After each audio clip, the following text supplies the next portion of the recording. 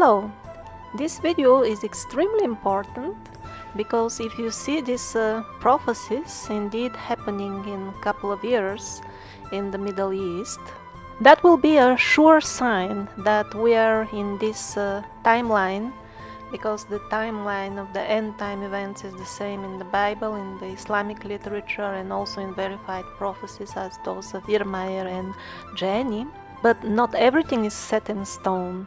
However, the chances of these events, which I'm gonna present in this video, happening by chance or because of some social or political reasons is next to zero. And if they indeed happen with all the details, all the amazing amount of detail which we have about this war and conquest, that will be like the last call for the wise souls to know for sure that this is indeed the point at which the tribulation, the end time, really begins. A sure sign that there is no major change in scenario. And that will be the point of the absolutely last call to buy food for a couple of years, because soon after that the drought and the famine will follow. And the last call to convert any money, although the inflation would have been considerable at that point already. So if the money still have some value by then, that will be the last point to exchange them, because it won't get better for sure after that.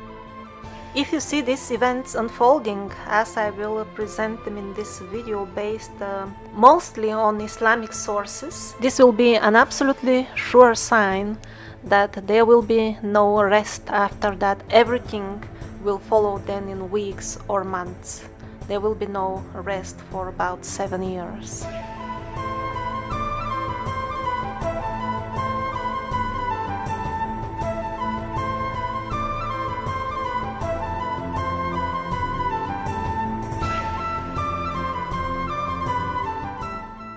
Unless otherwise specified, all the information about the Mahdi in this video will be from a very high level holy books for the Muslims, which are called Hadith. They are second to the Quran only. They are most respected, all the writings. They are the backbone of the Islamic faith. They are not speculative or questionable sources. They are sources of the highest level. So the story begins with the death of an important person in the Arabic Peninsula, most likely the head of a state. And most likely this is the very same event which Irmaier mentioned, because the rest of the narration is very similar to the Islamic narration of the story.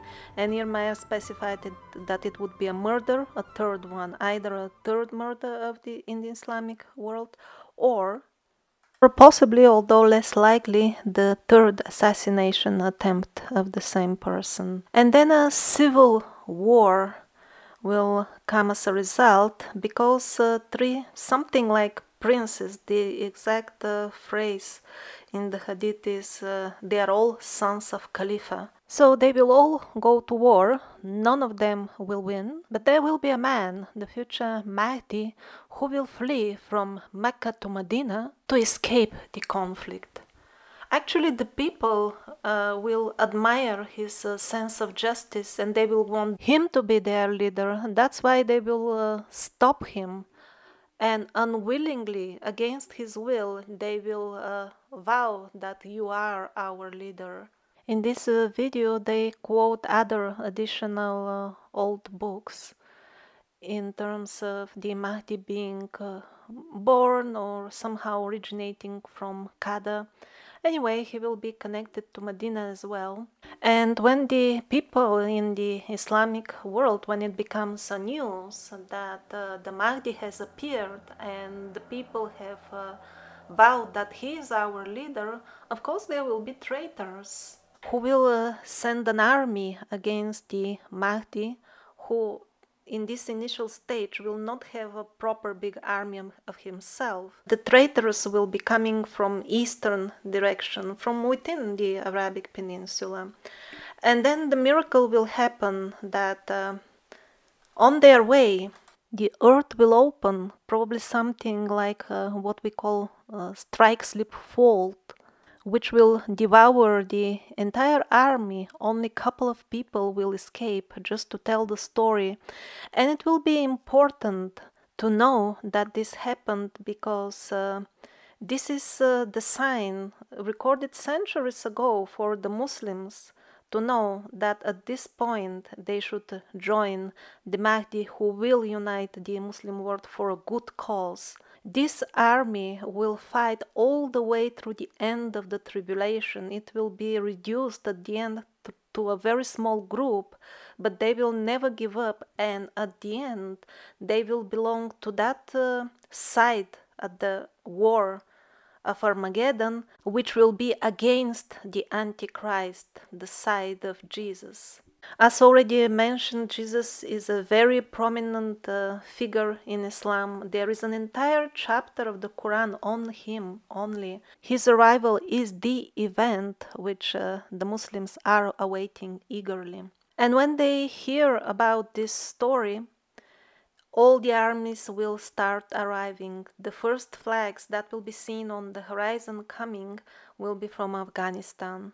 This story is very important. The Mahdi is mentioned in dozens of verses from the Hadith, and there is an open call, like an instruction. When you hear about the flags from Afghanistan approaching, go and join this army of the Mahdi, of Christ, even if you have to crawl on snow. Because the false messiah, or what I have been calling so far in my videos, the parasitic dark side, this will be like, to defeat that will be the most important thing to do at that moment on earth. There are many signs described in the Hadith which should happen before the arrival of the Mahdi, and those who study the Hadith, that's quite a complicated science subject. Many of them agree that most likely the Mahdi is already born. And so the timing, which I suggested and explained in the previous episodes, of this starting to unfold within 2 to 7 years, is quite reasonable, also taking in mind the signs of the Hadith. So the Mahdi will be the leader of the United Muslims for 7 years. And during that reign, there will be time when the caliphate will be bigger than any other Islamic caliphate in the past. At a few points in history, there were quite big Islamic caliphates. So when it is said that it will be even bigger than that, that means quite big. But there is absolutely no indication when exactly will this happen during the tribulation period. Because after the tribulation on the new earth, there will be no concept at all as conquering territories to make them part of our state and all that type of nonsense. No, the land will belong to the people who live on it. So this caliphate is supposed to be sometime during the tribulation, but don't be misled by any interpretation which tells you a sure moment in history during the tribulation when this will happen, because there is no such indication in the Hadith. And the army of the Mahdi will fight throughout the tribulation. There will be major wars, much bigger than the one I just mentioned, which is just a local civil war. So it can happen at any time, or even after the descent of Christ. Because I noticed in a number of European and Catholic prophecies, there is this description of how Christ, after defeating the Dajjal at Jerusalem, the Antichrist, the Dajjal is the Islamic word for the Antichrist, he will be coming with this small group of army, which defeated the Antichrist, he will be going gradually in direction west throughout Europe and restoring law and order. So since the army of the Mahdi will be one of those armies which are part of those opposing the Antichrist during Armageddon, that's why maybe the fact that they may reach all the way to the southern Europe during that time, that could also be interpreted as large caliphate, but I think this is the least likely scenario. Most likely, the time of the huge caliphate will be during the tribulation, because there will be lots of war, and in Nostradamus and quite a good number of other prophecies from all kinds of sources in Europe, we hear about Muslim military presence in Europe during the tribulation. So that is the most likely time of the big caliphate. I changed a little bit the wording in this chart. Before I said invasion in Europe, but the military presence is much more precise, because in the Islamic sources as such, there is no invasion of Europe at all. The only mention in the Islamic sources of such possible presence is when the Romans, which it is clarified, that means like the Europeans and also the Americans, that is like USA and Canada, that big group is the Romans. The Romans will make alliance with the United Muslim armies, and they will fight a common enemy, and they will win. It is extremely likely that this is that very same East-West massive war which we heard about from Jeremiah and other European sources. But that's only one of the possibilities, because there will be so many wars during the tribulation that it is almost impossible to figure them out now in advance. Like, for example, there are lots of verses from Nostradamus, how the Muslims' military presence is there in Rome. Presence, but is it really that they are invading? Definitely they are all over the Mediterranean. There are prophecies about that.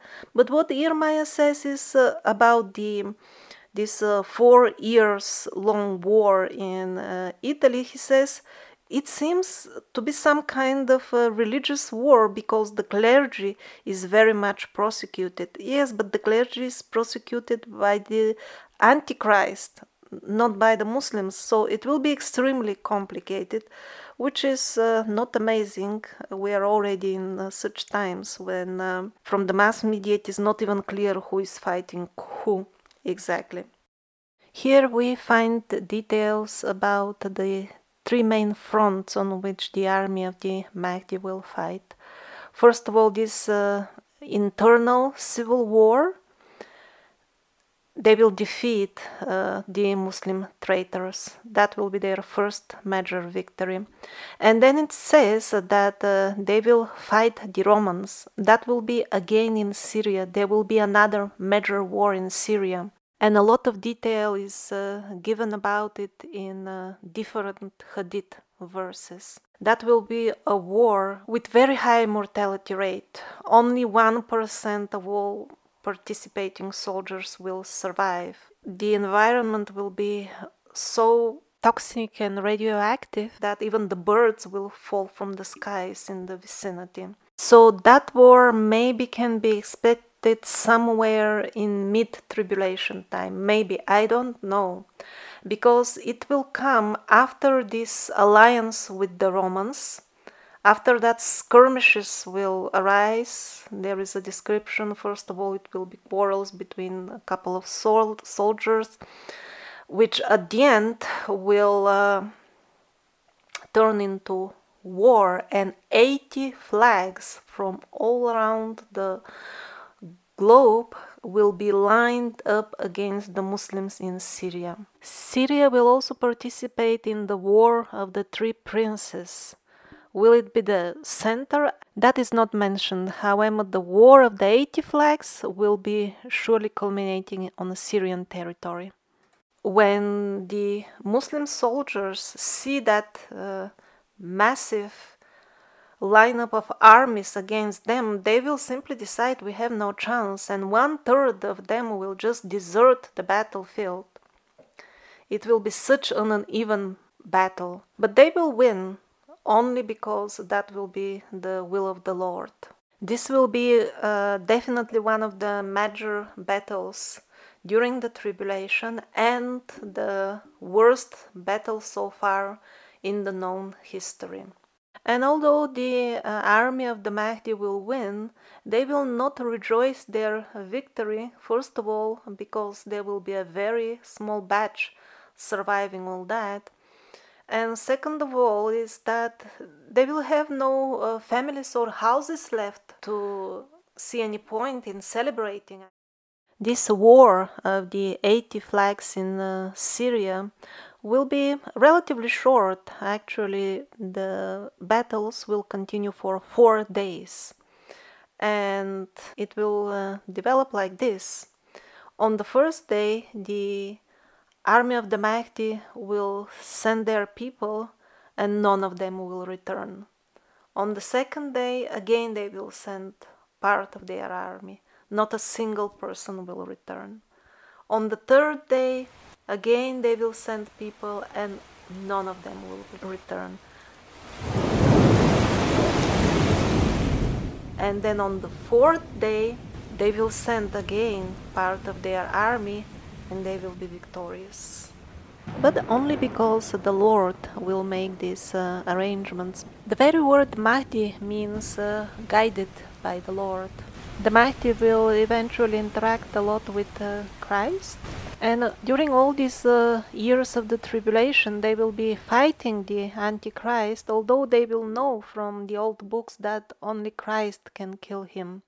And there is a hadith verse about the Mahdi that he will clean the world from the corruption of the Antichrist. It doesn't say at which point exactly, but for me this would be most likely at the end of the tribulation, when he might be a part of this small group that will be going with Jesus from Asia all the way to the lands of Europe and restore justice. Because I simply don't see how an army, the army of the Mahdi, can impact the world when during the tribulation they will be struggling to survive themselves. They will not have any political power. The Antichrist will freely travel in their lands with his music band and group of magicians performing, glorifying perversion and violence in the form of art.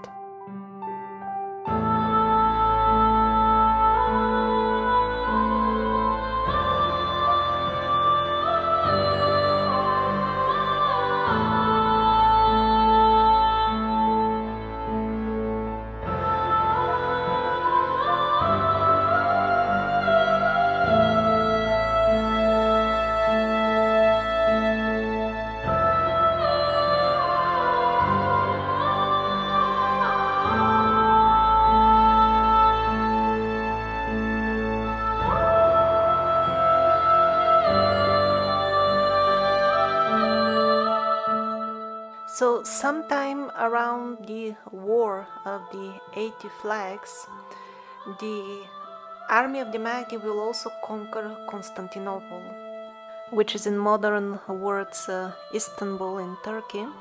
And here we are given a hint about the time frame in which to expect all this. The Great Fierce Battle, that is the battle of the War of the 80 Flags in Syria. And then the conquest of Constantinople is mentioned, and then the emergence of the Dajjal will happen within 7 months. Now, unfortunately, there are different versions. In some versions of this story, in the old text we find 7 years instead of 7 months. So usually 7 months is considered to be correct, because if it is 7 years, it almost leaves no time for all other battles, because the entire reign of the Mahdi and the entire tribulation will be 7 years as such. So 7 months seems to be the right time frame. And that's why I have placed this Assyrian war with a horizontal arrow instead of vertical, because it can be anywhere during the first time of the tribulation, or even towards the middle, because the appearance of the Jerusalem Messiah, the false Messiah, is not also pinpointed in time in the Hadith, nor in the Bible. In the Bible it is clear, and from many places it is clear, that the reign of the false Messiah will be towards the very end of the tribulation, and it will be relatively short. However, the first appearance could be as early as the beginning of the tribulation, because there is this famous quote from the Bible that he will participate in signing the 7-year covenant, which will be the official biblical beginning of the tribulation. Or maybe the appearance of the Antichrist is the mid-tribulation moment, when there will be this biblical episode with the 2 witnesses, when he declares in this temple of God, whatever that means, in Jerusalem, which by then is fully functional. The false Messiah proclaims himself to be a god, and godly people in the Bible it is 2, in the Hadith it is 1, tries to openly warn the people that this is the devil right there in the temple, and the Antichrist kills him on the spot. Him, or most likely them, because this part of the story is given with more detail in the Bible.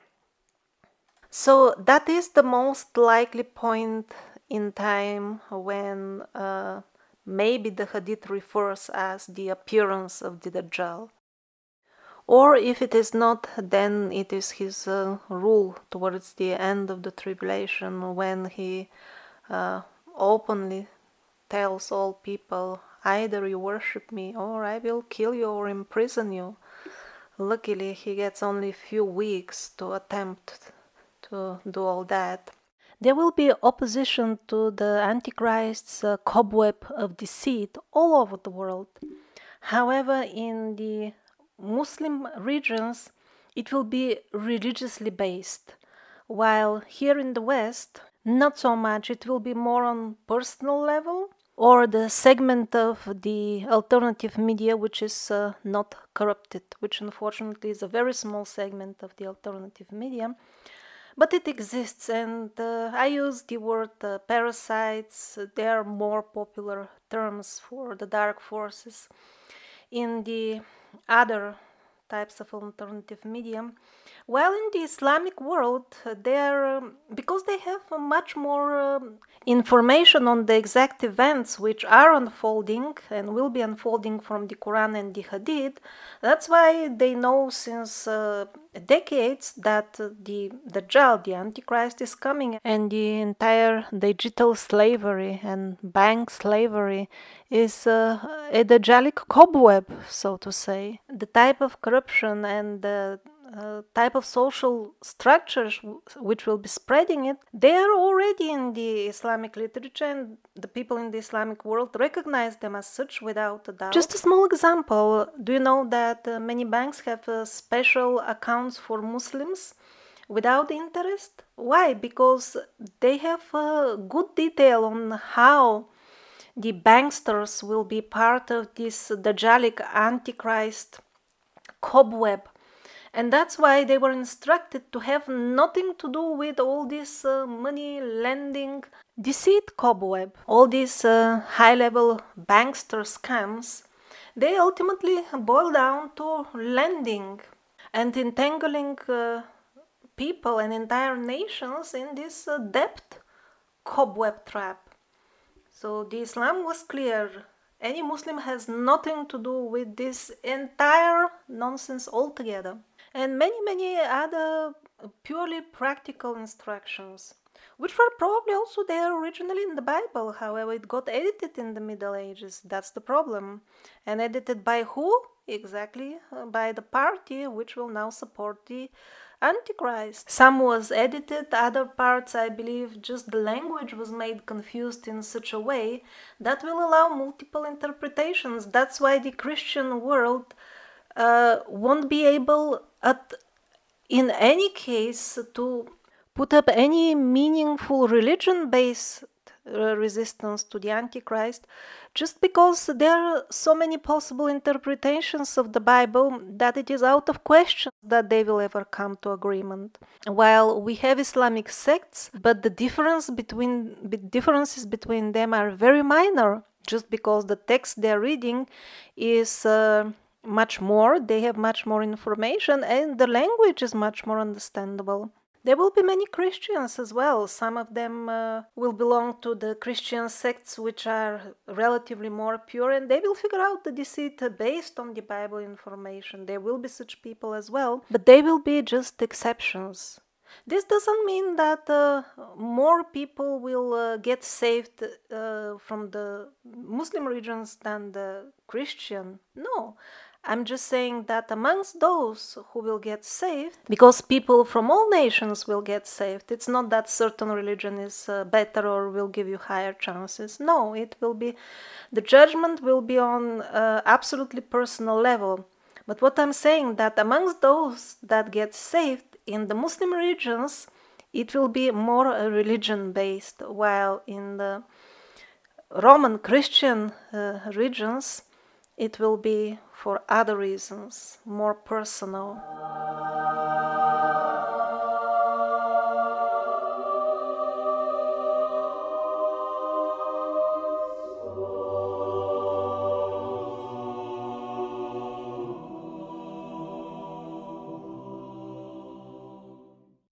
What else can we learn about the Mahdi from the Hadith? His appearance, for example, he will have like a broad forehead, and Mahdi is just a title. It means the guided one, guided by the Lord. His proper personal name will be Muhammad bin Abdullah. And as said earlier, he will be unwilling to take this position of leader of all united Muslims. It will be the people who will force him to accept. So they will say, we don't want any other leader. So there have been many fraud Mahdis in the past who proclaimed themselves to be the guided ones, but obviously they were fake to start with. They were preaching that themselves. It was not that the people were begging them. Some 40 years ago, the Kaaba was held hostage. Hundreds of people died because a group of fanatics, they took over the place with guns and found a chap named Muhammad bin Abdullah and said he is the Mahdi, and started forcing the people at gunpoint to enroll, swear that he is their leader. The ISIS in Syria was a much more sophisticated fraud. That's why many innocent Muslims from all over the world initially joined. And that's why the people should study the old books, and that's why I'm making this video. And I was listening to like Islamic preachers while preparing, and much to my pleasant surprise, in couple of them, not just one, I heard the Muslim imams, when they studied the subject of what should we make out of these prophecies, they sometimes also quote biblical sources. They will say Revelation, this and that verse with proper quotes and annotations, because they have a clear understanding that ultimately the source is one, something which I've been showing in this video. While the modern Bible teachers, I hear them only stressing on the differences and telling that only Christians will get saved, which is straightforward not true. So the Mahdi will be strongly against any type of corruption. And here is a description how he will treat the people of other religions which happen to be within the boundaries of his caliphate. Amongst the people of the Torah, he will judge according to the Torah. Amongst the people of the Gospel, according to the Gospel. And amongst the people of the Quran, in accordance with the Quran. Because, as explained in the original Islamic sources, God gave all these other religions, at least those which are given by God. There are some things which modern people call religions, but they are actually devilish things. Not them, but the religions really given locally by God. That's how it was intended by God. It's not that the proper Muslims should insist everybody to convert to Islam. No, they don't. If you meet such preachers, they do exist. This is like a very modern idea for aggressive preaching, which is not really based on the original prescriptions of Islam, which actually most Islamic preachers within the Islamic regions know very well and accept and share when they give their speeches. It is only in the West where the mass media has brainwashed many people that Islam equals stupid fanaticism. And all this brainwashing, this is just a very small fraction of it. They have been changing the meanings of the words, in this case the meaning of Islam, just because they are already preparing since centuries the world for the grand cobweb of deception of the Antichrist. The masterminds of this deception, they know very well all these predictions. They know even more. They know that the United Muslims will be against the Antichrist, and they have been preparing the elements from which they will coin the final lies at the proper moment very carefully. And that's why most of the people on earth during the Armageddon times, they will be against the godly people, and they will be convinced that they are against terrorists. Yes, that's exactly how they will call the army of Christ, terrorists and rebels, fanatics, anarchists. And why the people will believe it? Because already the groups which will be participating in this army, they have been falsely labeled with these things since centuries in some cases, or decades. And that's why the people will get entangled in this cobweb of deception.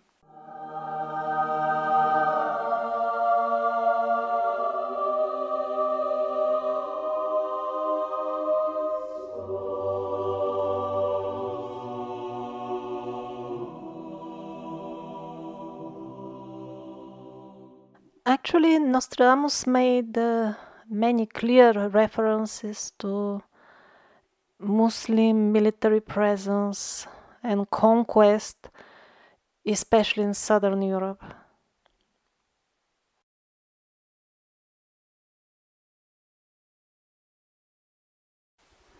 In the country of Arabia, there will be born one powerful in the law of Muhammad to vex Spain, to conquer Granada. Actually, in the Islamic sources as well, they say that the Mahdi will be born in the bloodline of Prophet Muhammad. They too, as all other traditional cultures, still keep account of their proper bloodlines. Then from the Orient will come the African heart to make trouble in the Hadri and Romulus hairs, accompanied by Libyan fleet. The temples of Malta and nearby islands will be abandoned. This could be the Libyan division of the United Armies of the Mahdi, or it could be something completely different. Because here we read about cruel sects of Muslims. hiding weapons under their robes. Their leader will take Florence and burn it twice, sending ahead clever men without laws. So this quote in particular makes me doubt that this Muslim presence may not be even the army of the Mahdi, because he will be a guided person, not a man without any law.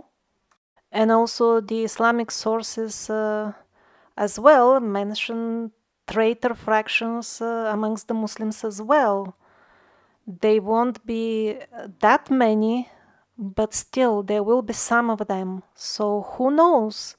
The way Nostradamus speaks about a sect, this may or may not imply that it is a different fraction, because Seth, as channeled by Jane Roberts, actually explained that Nostradamus himself was of kind of limited understanding. For example, in his paradigm, in his imagination, without the Catholic Church, there could be no proper existence. So this is a hint of some sort of fanaticism in his personality, which Seth gave us, and specifically warned us that the Nostradamus prophecies are somewhat distorted by this narrow angle he had. So most likely this hate that transpires here, hate towards the Muslims, is his limited angle of understanding the things. Could be. But he was a genuine seer, according to Seth. So despite the abundant symbolism, which makes it very difficult to understand what he means, there are few things that are clear. From Fez, that is Turkey, the kingdom stretches out across Europe. The city burns, the sword slices. The great one of Asia, land and sea, invades with a big army. That blue Persia cross are driven to death. I think by the great one of Asia he definitely means the Mahdi. From Monaco as far as Sicily, all the sea coast will be left desolate. There shall be no suburbs, cities, or towns which will not be pillaged and violated by the barbarians. Yes, the destruction will be particularly severe in Italy. There have been other reports about that as well. This verse as well is a clear indication of Muslim presence in the Balkans. The Oriental will come out of his seat, crossing the Apennine Mountains, seeing Gaul. A Gaul, that is France and Belgium, transported through the sky, the waters and snow, and shall strike everyone with his lance. Everyone, well, there are Islamic references that the Mahdi will rule everywhere, so the correspondence with Nostradamus is quite precise.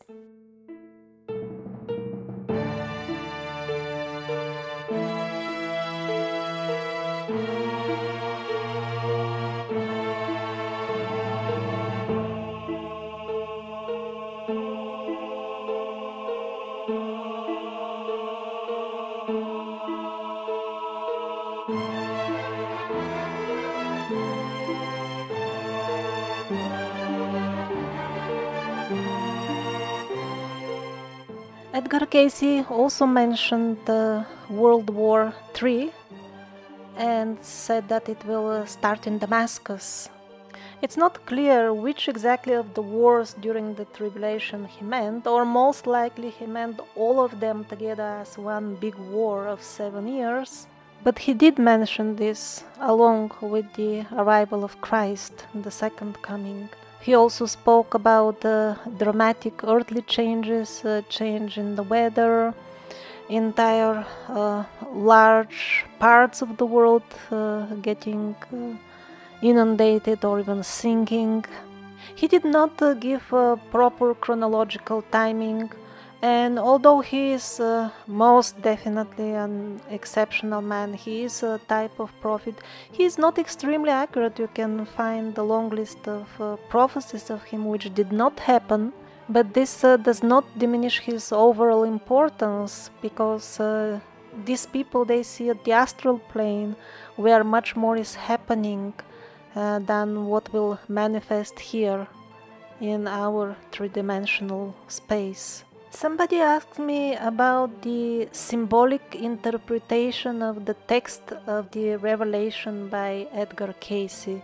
Doesn't this mean that all these end times will be like on subtle level without all these calamities and wars happening? I personally don't see a reason to interpret these subtle symbols as a denial of the events, which Casey himself hinted at as well, these dramatic changes. But I'm not Edgar Casey expert. If he has himself said that it will be only a subtle transition, please do correct me. I have a link in the description of the video with a special interface where you can submit and tell me if I'm wrong, the exact quote which proves the opposite of what I have said. I really enjoy this type of constructive submissions. So the symbolic meaning of each of the events and characters and the parts of the revelation of the biblical end times, the symbols which he deciphered are absolute truth, they are correct. And without such an underlying symbolic pattern and meaning, no event can happen, let alone such major earth changes, which have we not seen from the beginning of creation, as many sources assure us. Such a tribulation, such a hard time, which mankind has never seen before. Even a blade of grass will not move by the wind without some underlying subtle cause. So what to speak of such major wars? Of course they will have to have such underlying symbolic patterns behind them. But the idea that these symbols will somehow cancel the events, I see no reason for such a concept. Yes, it is possible that some of these prophecies do not happen. It is possible that humanity takes a different timeline, but the chances are slim. It's exactly as with the lottery. Do you really have a chance to hit the jackpot? Actually, you do. Normal people sometimes do hit the jackpot. But what are the chances? Well, if you don't believe me, try to play the lottery today. And although I still maintain, as explained in one video published a couple of weeks ago, that the events will be slightly less terrible than described, only slightly, but still there is a good chance that we will follow this overall scenario, at least to some extent. Is it possible that all these wars don't happen altogether? Yes, there is very slight chance for that, but even in that case, the arrival of the Antichrist, the descent of Christ, the real Christ, and the Judgment Day, they are set in stone. Those will happen for sure. And the people who are talking about more favorable timelines only because internally they don't want to go through the purification, they're just too lazy or too scared to do it, they will also have to face the judgment. There is a very fine line between positive thinking in order to avoid unpleasant events by giving your energy to timelines which are without suffering, like learning without suffering. That is the good thing, as opposed to being afraid to go through dramatic exams and thus avoiding to study and temper your soul. And because of this unwillingness to take exams, deceive yourself that these prophecies are invalid. In other quotes from the Hadith, we find that initially the Mahdi would be quite an ordinary person in his life, and the Lord will prepare him for this mission like an intense internal transformation in one night. So some people ask, how can the Mahdi be guided at all when he makes war.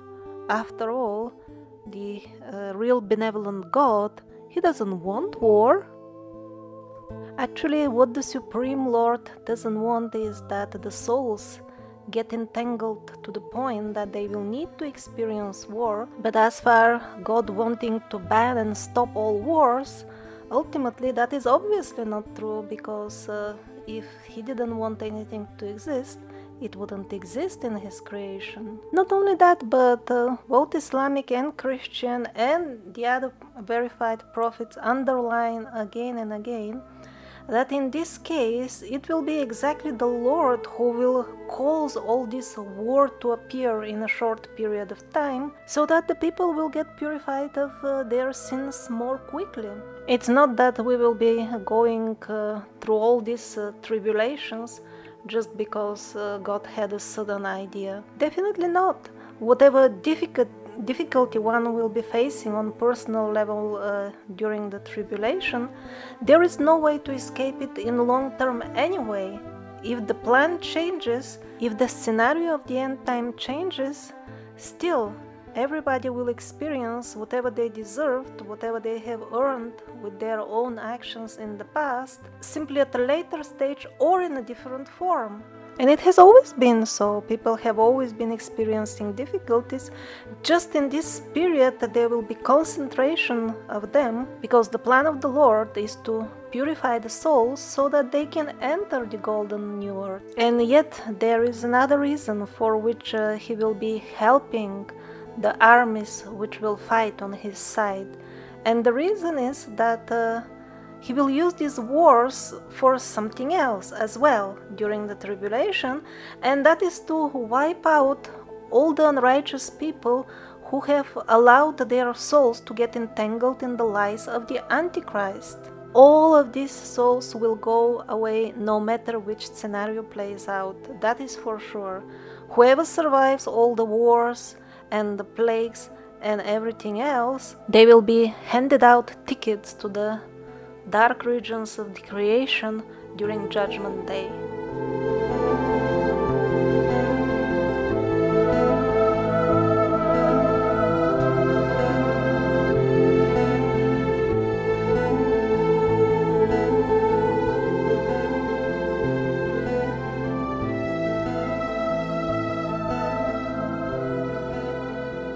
If you're aware of any other Bible event or event foretold by any other of the verified, as I call them in this series, prophets, let me know so that I can add it to this timeline.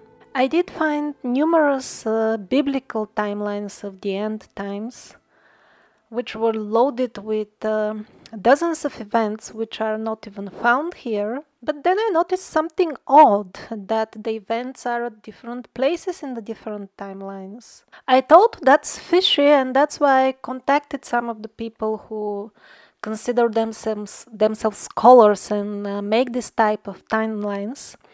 And there was a very sad realization after attempting to talk to them. Why these people place the events in completely different timelines?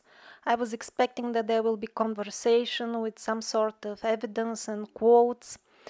But I was sad to find out that the people who claim that study the Bible, for them this is some sort of outlet for their own psychological problems.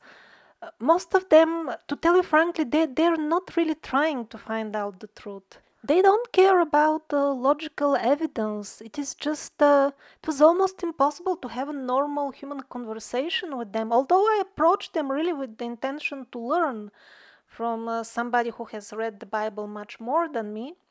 I didn't approach them to argue or correct anything they have said. It was just an anonymous message, absolutely from a person without any other remarks. Just could you kindly provide the evidence that this and this event you have placed it here and there? 1 out of 10 at least had some answer related to the question without any evidence. Anyway, but the others, they were frankly speaking, unable to have a conversation like normal people. And are these self-proclaimed scholars gonna lead the people with knowledge during the times of tribulation? No way. And even that 10% who were really sincerely trying to inquire and learn from the Bible, instead of using the trademark of the Bible to preach their own sickness, although they are there, the people will have a hard time finding them, because how will they spot them? For that, one needs first to invest time learning holy books and reading the Bible, which itself is heroic, I believe, given how difficult and confusing the language is. And who is gonna do that? No, not the modern people. Almost all of the official institutions which are supposed to teach, like priests and Bible studies, they have long ago been turned into breeding places for people who use speech ready-made templates originally composed for the far left-wing parties. Most of the modern priests, they seem like the left-wing parties, all the time talking that we should love each other, while on the side supporting programs and campaigns which have nothing to do with any love. So if you wish to add any event which is not found in this timeline, it can be biblical or with Islamic reference, just send me a message and include the exact quote of the event, the verse which describes the event, and second, the quote, the verse which places it at a given time in this timeline.